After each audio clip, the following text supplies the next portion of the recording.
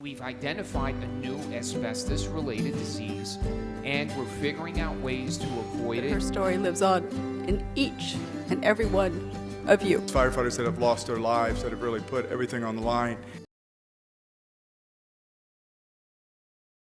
Hi, my name is Barry Castleman. I just want to update the situation with respect to the criminal prosecution of the multi-billionaire asbestos magnate Stefan Schmidt-Heine in Italy.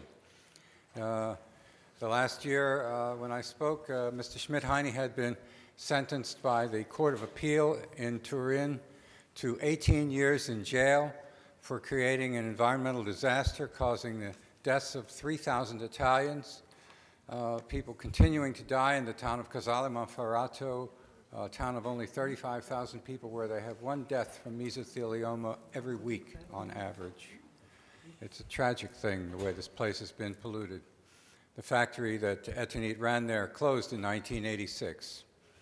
Mr. Schmidt-Heine then appealed to the last court, having been convicted in the trial court and the appeal court, and quite unexpectedly, a bureaucrat from the Ministry of Justice, the highest level prosecutor, I think a political appointee, walked into the Court of Cassation and said, we wish to have this case dismissed on the statute of limitations grounds.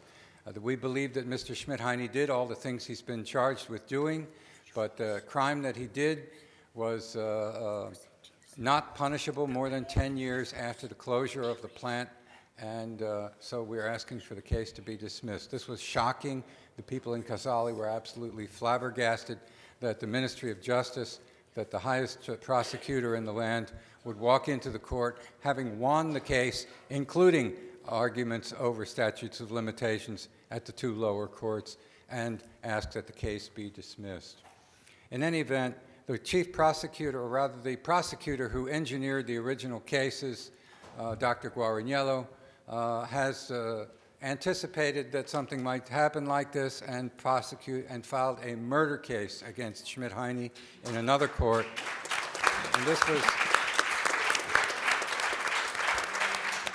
case was filed last June, and there is no statute of limitations defense to murder. So this will be in a different court, the Court of Assizes, where the judges will consist of two professional judges and 6 laymen who are chosen off the voters' rolls, who are also judges, and they will decide this case. The first step in the trial is scheduled for May the 12th, and so we will see what happens, whether the Italian system of justice will still perhaps be able to deliver on its promise.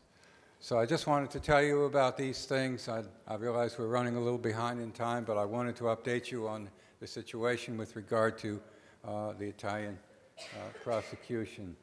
Mr. Schmidt-Heine is worth about $3 billion.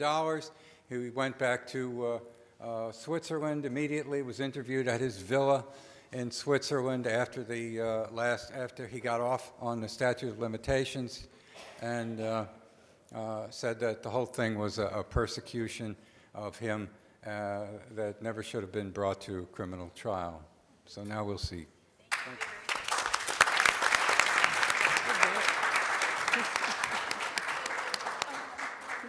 Romana is the leader of the people in Casale Monferrato.